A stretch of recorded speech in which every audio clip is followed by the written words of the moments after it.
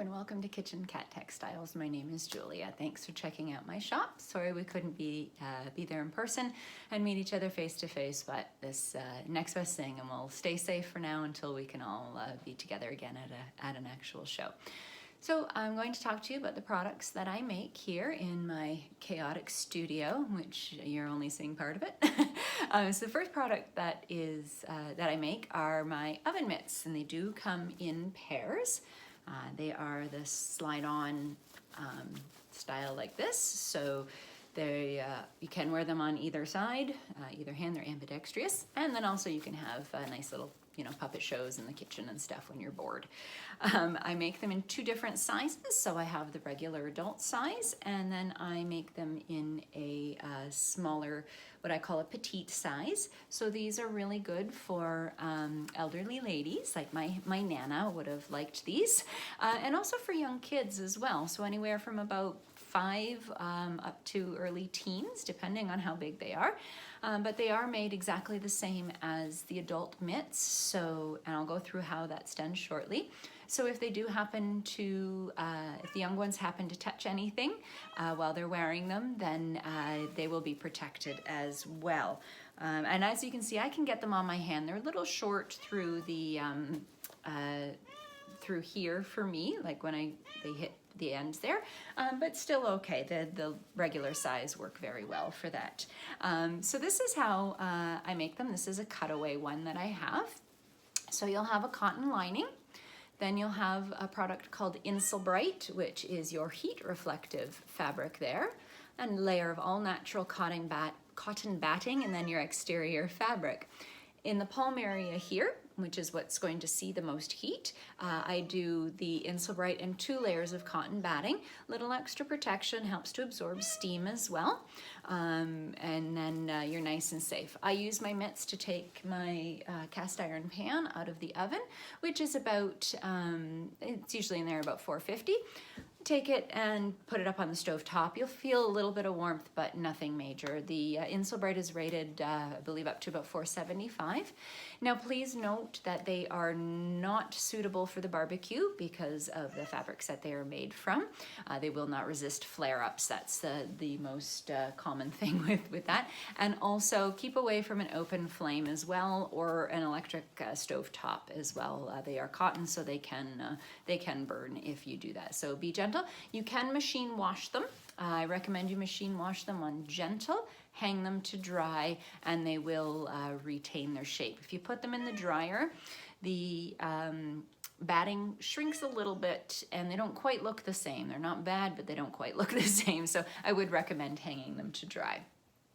The next product that I have are my cotton-topped kitchen towels.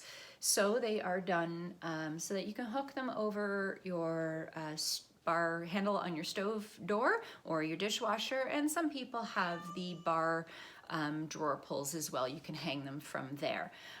These are done, so cotton top there. I do use a piece of flannel in between the 2 layers. You'll have to, that's Knuckles, my kitty cat. I'll introduce him at the end. He's apparently being a little needy. So I do use a piece of cotton in between to help it keep its shape after it's laundered.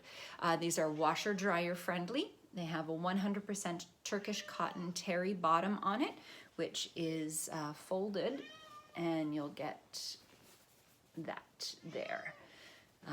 And a really nice quality towel, great for drying your hands on the go. It's not going to fall on the floor for you. It's going to stay in place. Or, as I always joke, if you have a husband or kids, it's actually going to stay in place because undoing a button is too much work, so you won't find it in the bathroom or on the couch or somewhere else in the house other than where it is supposed to be.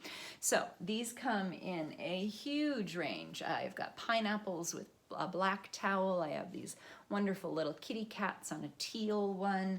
I have some lovely floral type ones as well. This one has a nice green one. So remember, washer dryer friendly, perfect hostess gift if you're going to dinner somewhere, a nice little birthday gift. You can iron them when they come out of the wash, but I don't. It's up to you. whatever.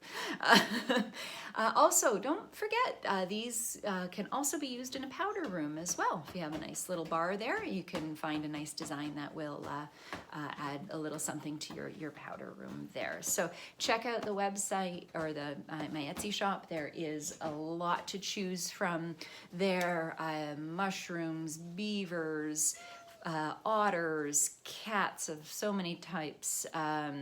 It's there. Nice little kitchen fabrics as well. I have some florals that are quite lovely as well. So if you don't want anything too bright, I've got you covered on that side as well.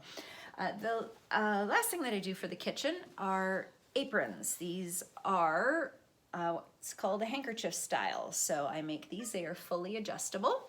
I'm just going to stand up. I'm going to show you how it's done. So you pull the strap out.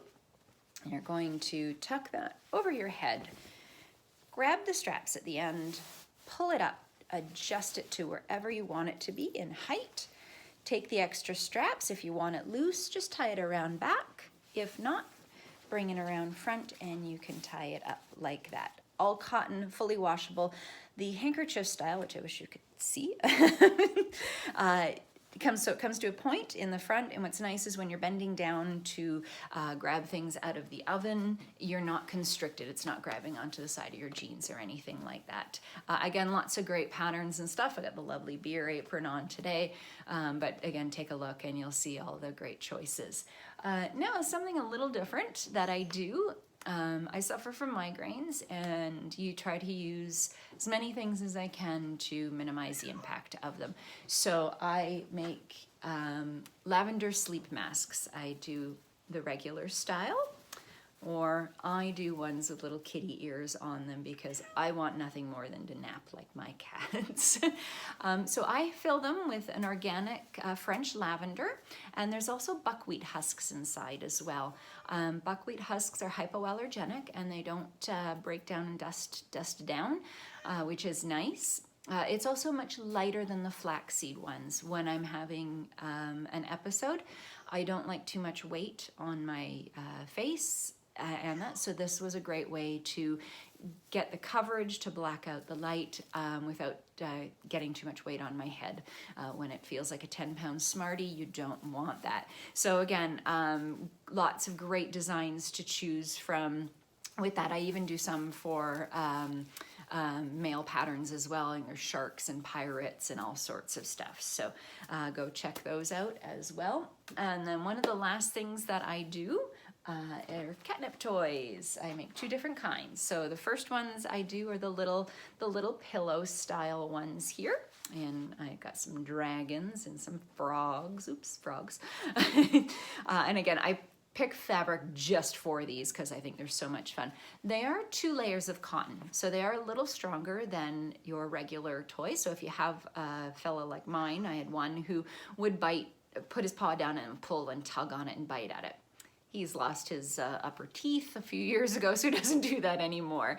But great for guys who are little tuggers. So these are going to last a little longer than normal. They are also closed seam as well. So unlike some that are pinked around the edge, you can get threads that come off, and the cat can ingest them. So safety first, I do have 5 quality control officers who make sure that I put enough catnip in each one of them. So that's the first one, are the little catnip pillows that I do. And then my new ones are my catnip crinkle kickers. So these are made from heavier fabrics, so upholstery fabric, outdoor fabrics, denims, things like that are what I use with these. The idea behind them is that a cat's natural instinct is hunting, and of course when they capture their prey, they're going to attack it, and a lot of times you'll see your little cat's jackrabbit their little back legs. So they grab the front and then they can jackrabbit with the back, which makes it a lot of fun. So these have inside of them, same with the catnip toys, Canadian organic catnip, really nice when it's dried. It's actually green in color. It's not over dried and over processed like some of the brown stuff that you'll see out there. So really nice and fresh, great great smell to it. So the pillows have the polyfill in them, and then a bit of the catnip, and then the kickers have polyfill in them, food grade mylar, which is what gives the crinkle, and then the organic catnip, and I do put the catnip at both ends there. So those are my products. I'm going to introduce you to one of my guys here. Whoa. This is Knuckles. This is my blind guy. He's a little needy sometimes, but he is one of 5 reasons why I make the catnip toys here in my house and also for sale. And then also know that 20% of the proceeds from the sale of any catnip toy goes to spay and neuter initiatives. I have donated both domestically and internationally as well. This year, the proceeds are going to be going to a organization that is near and dear to a couple good friends of mine, and so it is near and dear to me as well. It's called HOLA, which is the Humane Outreach for Latin American Animals. What they do is they go they work in Colombia, and they go into a lot of the very underprivileged areas, and they offer free spay and neuter services for the animals that are owned there. 2 campaigns were scheduled for this year, and sadly, because of the situation in the world with the pandemic, they were both canceled, which means that upwards of almost 800 animals are not going to get fixed this year, which is going to cause a very large surge of overpopulation. So we are hoping to go down on a spaycation in the new year, hopefully maybe February, March, April time, to go down and start working there so that we can help control the population there. Much like us here and everywhere around the world, people like their pets because they're a source of comfort for them, and they're great to have around, but sometimes you can't afford the extras. So to be able to have free spay and neuter services and health checks, the people love it. They're thankful, and so if we can bring a bit of good into a community, we will. So if you have any questions about any of my products that I have in my shop, by all means, please message me. I look forward to hearing from you, and don't forget to check out all the other great shops here on the Etsy Made Niagara weekend. Thanks, and have a great week.